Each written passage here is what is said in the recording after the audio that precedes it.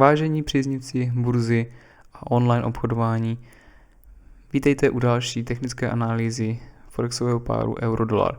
Pojďme se spolu podívat na tento měnový pár opět z hlediska týdenního grafu. Když se podíváme, vidíme tady několika týdenní obrovský výprodej a dokonce tady lze vidět, že trh díky tomu výprodeji prorazil tady tuhle supportní oblast. Když si tu supportní oblast tady nakreslím pomocí tohoto obdélníku, můžu si to natáhnout jak chci. Buď na ta těla svíček, nebo abych vyplnil celý předchozí knoty, nebo se tady dotknu těchto knotů. Tak vidíme, že tady, jak se vytváří, teď troufám si říct nový support, že cena nám těmi knoty se došla až pod tuto předchozí úroveň. Ale není tady žádný razantní průraz směrem dolů a otestování směrem nahoru. Já bych řekl, že toto celé je supportní oblast, kde trh právě nám došel před několika týdny. Chtěl jít níž, ale tady ta první zelená svíčka po několika, tady vidíme několik červených svíček, tak tato první zelená svíčka, následující sice červená a opět zelená, je takový signál trhu, že jsme opravdu došli do supportní oblasti a je na čase jít směrem nahoru. Takže když si to dám tady nějak takto, jakože supportní oblast, ono to totiž opravdu nikdy není přesná čára. Nefunguje to na dotek, ten trh má nějakou setrvačnost. Tady ten trh začal vyprodávat, medvědi to tlačili směrem dolů, býci to nedokázali protlačit nahoru. No a býci sice naskakovali postupně, jak ten trh šel dolů, tak naskakovali postupně směrem nahoru, ale tady je obrovská síla bíků, kteří zastavili medvědy, kteří tlačili cenu ze shora dolů, takže zastavili výprodej a teď tady v té supportní oblasti nám trh zasupportoval a půjde směrem nahoru. Nelze tady hovořit o změně trendu. Ten trh neprorazil tohle co předchozí minimum. Není tady nic takového. Není tady žádný break, retest, že bychom udělali retest na tento support ze spodu, takže by to byla rezistence. A pak jsme mohli očekávat další cestu směrem dolů. K proobchodování tady té obří týdenní neproobchodované svíčky. To se však, troufám si říct, nestalo, protože trh nám tady zastavil, vytvořil nám tady nějaký support, nebo stále ho vytváří. On ještě není vytvořený, on ještě tady může konsolidovat několik týdnů, dnů do strany a pak půjde až směrem nahoru. Na burze je skvělé to, že máme opravdu jen dvě možnosti. Buď ta cena půjde nahoru, anebo půjde dolů. A my jenom se snažíme určit pravděpodobnost, jakým směrem ta cena zřejmě půjde. A já se teď přikláním právě k variantě nakreslené tady tou zelenou šipkou, že ten trh by měl pokračovat směrem nahoru. Teď bych chtěl dále ukázat, až do jaké výše ten trh může jít. Tak je tady taková pomůcka, která se jmenuje Fibonacciho úrovně. A trh zpravidla vždycky dochází, korekční pohyb probíhá právě do těchto úrovní 61, 8, 78, 6. Vychází to z nějakých statistických výpočtů, šílená matematika, nemá smysl se tím zabývat. Prostě jinými slovy jednoduše lze říct, že ten trh, jestli půjde nahoru, tak si dojde minimálně sem. Takže longy od tady sem pro mě smysl dávají. Toto není žádné investiční doporučení, já nikoho nenabádám, já tady upřímně mám otevřený long obchod a budu ho držet minimálně sem. To jestli ten trh dojde až sem na tuto rezistenci, nebo už bude zastavovat tady na této rezistenci, což lze dobře vidět, že je to ta horní hranice té Fibozóny 78,6. ten trh vlastně, když dojde přesně sem, tady na tu linii, tak vlastně má splněno jednak tady tu oblast pro obchodování té fibozóny, narazí na rezistenci a pak může pokračovat dolů, zase dělat korekci směrem dolů a může celou dobu si pinkat tady, může si jezdit tady v této supportně rezistivní oblasti.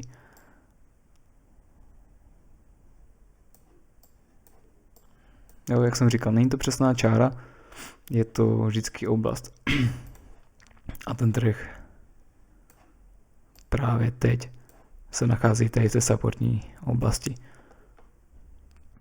Ještě nedošlo k průrazu směrem nahoru a opravdu jsme teď pořád mezi těma dvěma modrýma čárama.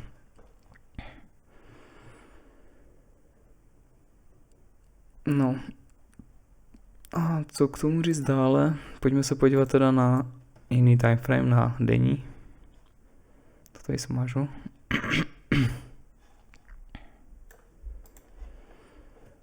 No i když vlastně dá se říct, že je to už takový razantní. Jo, máme tady co pondělí, minulý týden pondělí až pátek, zelená svíčka a dneska tady máme pondělí a ta svíčka týdenní je už fakt jako docela dobře rozjetá, řekl bych. Samozřejmě máme i těžko říct, jestli to brát teď momentálně jako překážku, jako rezistenci. No, nevím, asi bych to nějak tak úplně nebral, spíš bych to bral jako, že ten trh tady šel dolů a došel si tady na tu supportní úroveň. Vidíme tady nerozhodnou svíčku a pak pokračoval nahoru. Spíš bych to bral jako, že to je horní hranice toho supportního pásma a my jsme pořád v tom supportním pásmu. Nebral bych to zase tak jako důležitou rezistenci, což bych už možná víc důležitější rezistenci, tak bych bral když tak tady tuto oblast. Jo, tady ty 1, 2, 3 svíčky. Ale když se podíváme dále, tak ten trh tady na to skoro vůbec nijak nereagoval. Prostě to projeli dolů jako po másle. Takže taková první šedá zóna je tady, ale jinak jako opravdu to začíná až ty rezistence tady v této oblasti a tady. Toto celé, věřte tomu nebo ne, ale toto celé je rezistentní oblast. Takže jestli ten trh dojde, jestli ten trh bude někde rozjetý tadyhle, budeme tady a někdo tady otevře long, tak už je to docela riziko, protože ten obchod fakt jako nemusí dojít takhle vysoko. On se může jít sem, tady se dotkne a výplach dolů, nebo korekce dolů, to záleží. Na burze platí základní, no nejenom na burze, ale v každém podnikání platí základní pravidlo. Nákup, když je cena dole, čili nakupuj za levno, takže nakupujeme tady dole a prodávej, když je cena vysoko, čili prodávej za draho, jo, to je, když je cena tady. Takže ten, kdo tady měl otevřený short, vydělal pěkný balík peněz a troufám si říct, no, radši to nebudu říkat, ale jo, já tady mám long a právě, že cíluju alespoň tady, jak jsem předtím měl nakreslenou tu fibozónu, jestli si vzpomínám dobře, tak to bylo nějak v této oblasti. Jo, do této oblasti to nějak cíluju. A to fakt musím smazat, protože to bylo šíleně. Takže jak říkám, cíluju to do této oblasti. A to, jestli ten trh dojede až sem, jo, tak mi už je fakt jedno. Jestli oni to prorazí a pojedou ještě výš, mi už je to jedno, ať jedou, ale pojedou bez země. Já jsem tady, vstoupil a vystoupím tady. A toto doufám a věřím, že bude můj zisk. Je potřeba taky si uvědomit to, co jsem řekl předtím. Nakupujeme nízko a prodáváme vysoko. To neznamená, že tady budu otevřít short. To rozhodně ne. Tam ještě nejsme. Až tam budeme, tak to okomentuju tu situaci. Ale tady to je pěkná zóna pro, víte co, pro třeba pro nějaké takové nákupy. Ale tím nikoho rozhodně nenabádám. A pojďme se podívat na ten denní graf. Denní graf.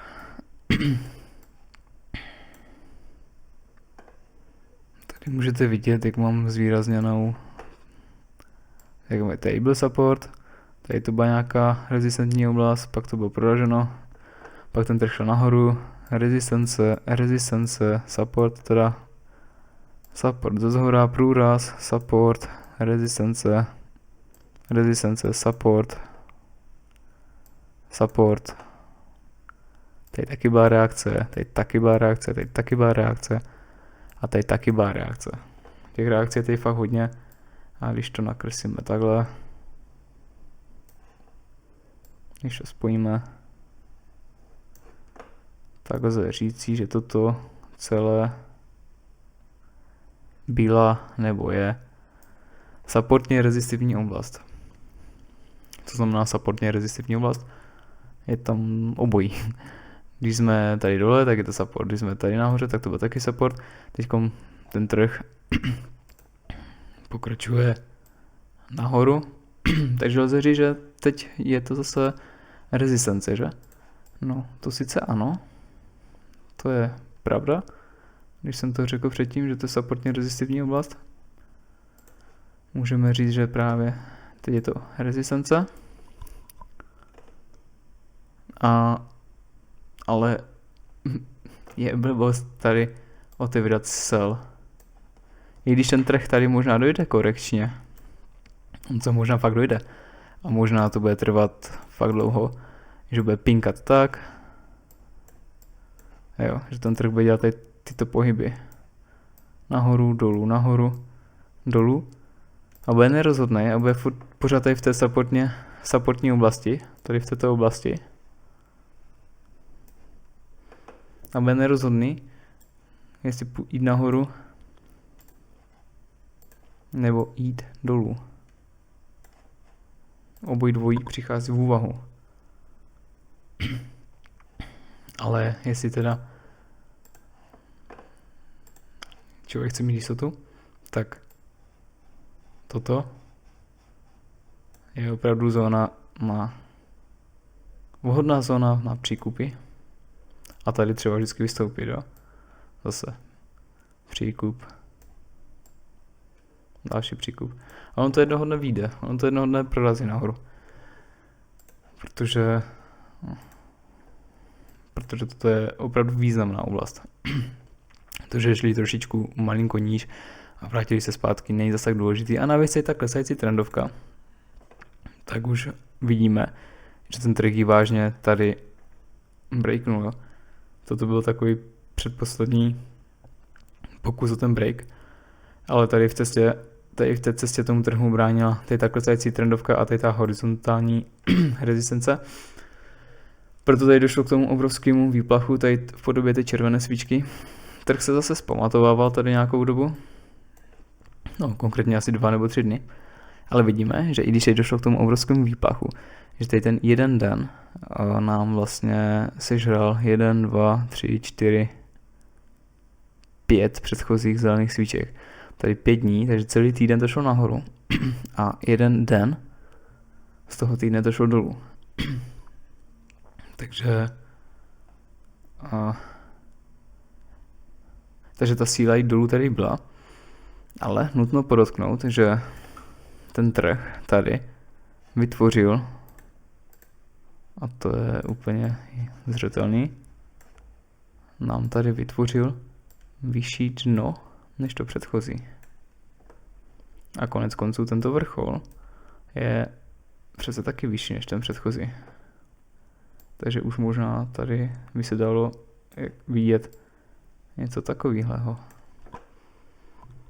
Tady je sice rezistence, jsem říkal teďkom, malinká lokální, ale ten trh může jít nahoru. A pak zase jít dolů. A pak zase jít nahoru, dolů. Dokud neprorazí opravdu tady tuto rezistenci, tady to neotestuje. A pak jdeme nahoru.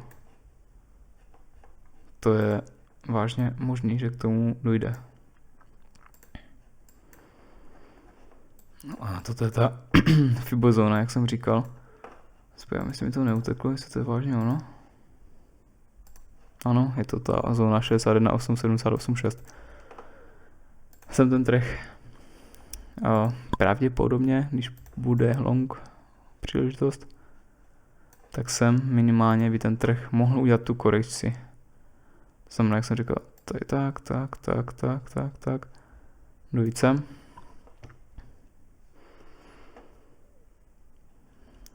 A potom, taky jsem tady zmiňoval tuhletu rezistenci. No jako, nemyslím si, že to je úplně náhoda. No nevím, jak to říct. Je to docela jako do očí bijící a skoro jasný, že ten trh by mohl dojít sem a možná právě, že až těsně sem, tady si sáhne, tady by si mohl sáhnout a pak výplach dolů, zpátky sem.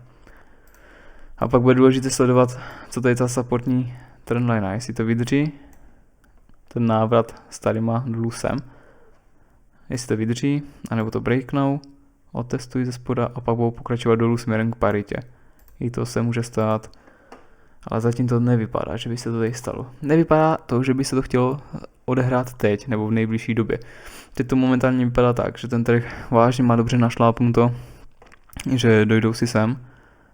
Minimálně tady bude nějaká reakce, jo. Ten trh se možná vrátí dolů a tady to bude takový zužující se trůhelník s následným, dejme tomu průletem nahoru a cestou sem.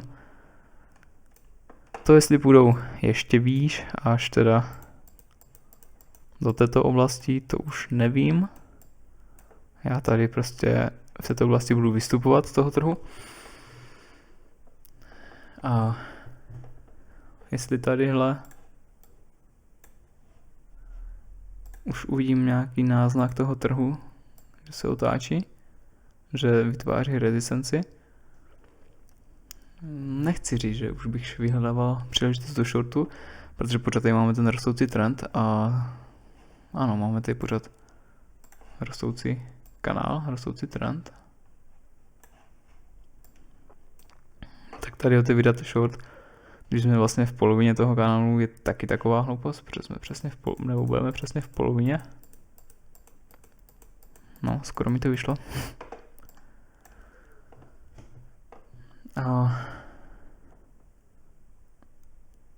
No to je jedno, to je budoucnost, až budeme tady, budeme řešit, co budeme dělat tady. Teď je to jasný. Já jsem tady už teda v longu a budu ho držet až po sem. Jak dlouho to může trvat? No, do listopadu? Netuším, nevím. Fakt záleží, kolik ten trh tady udělá ještě těch cest nahoru dolů a potom, jestli se dostanu sem. Každopádně, jak jsem říkal, nakupujeme, když je cena nízko a prodáváme, když je cena vysoko a tady už to bude relativně vysoko. Samozřejmě tady by to bylo ještě výš, kdyby to vytvořili stejný vrchol. Tak uvidíme. Dobrý je, že na burze můžu nakoupit a prodat, že to nemusím dělat zrovna v tom pořadí, že můžu i prodat a pak nakoupit. To je ta výhoda o online podnikání. Hlavně je to výhoda světa burzy a tradingu. To asi žádné jiné podnikání na světě neumí nejdřív prodat, když vlastně nic nevlastním. Takže tak, no. Takže co si z tohoto videa, doufám, že krátkýho a dejme tomu srozumitelného, co si z toho odnést, tak je to, že jsme pořád v rostoucím trendu. A to teda smažu, nakreslím to ještě nějak jednou v rychlosti.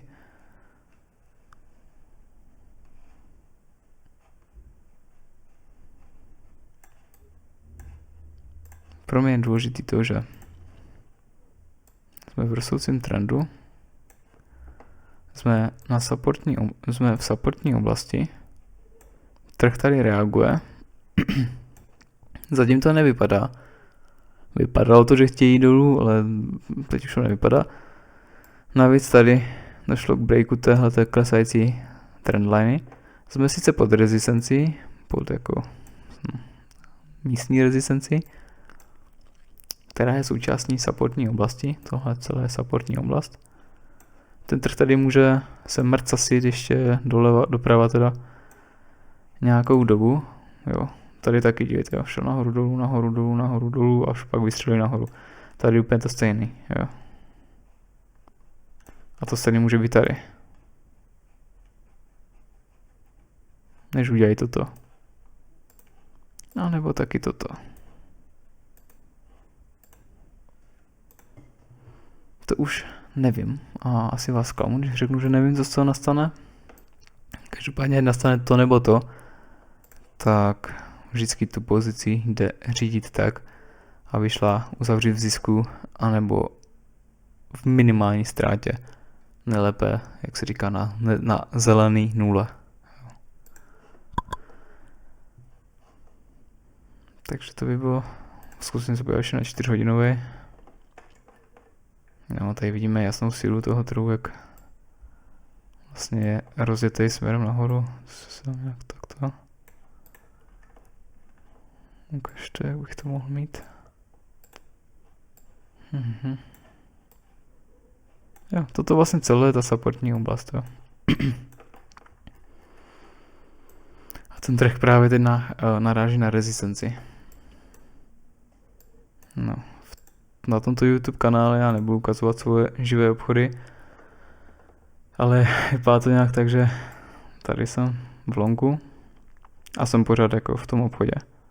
Takže tadyhle jsem vstoupil do obchodu s tím, že ho směřuji na průraz.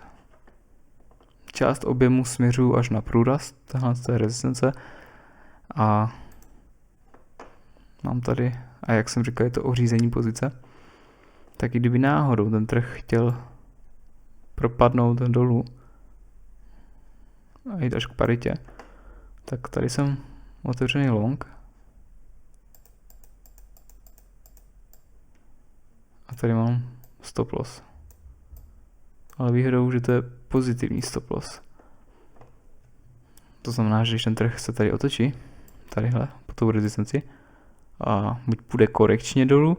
Jestli půjde korekčně dolů, tak bych typoval, že půjde proobchodovat asi tuhletu zelenou svíčku.